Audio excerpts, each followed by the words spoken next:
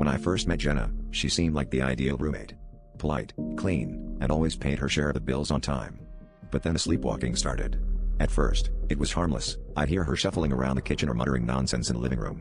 I didn't think much of it until one night, I woke up to find her standing at the foot of my bed, staring at me with wide, unseeing eyes. It was creepy, but I chalked it up to an isolated incident. Little did I know, this was just the beginning. The next few nights, I started noticing strange things. Jenna would rearrange the furniture in our apartment while sleepwalking, always in the same peculiar pattern that seemed to mimic ancient runes. One night, I found her in the bathroom, scribbling symbols on the mirror with what looked like blood.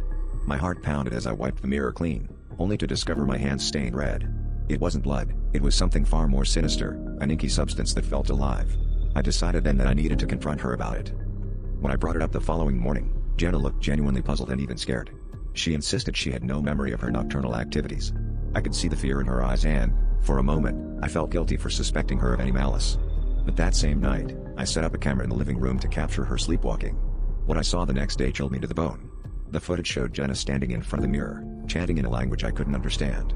Her eyes were completely black, and her reflection was wrong, distorted in ways that defied logic. Desperate for answers, I dug through her belongings while she was at work.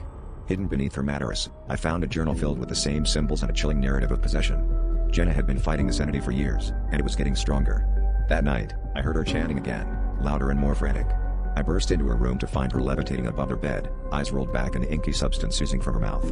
As I watched in horror, she turned to me and spoke in a voice that wasn't hers. "You should have stayed asleep." The lights flickered, and the room plunged into darkness, leaving me alone with the entity that had consumed my perfect roommate.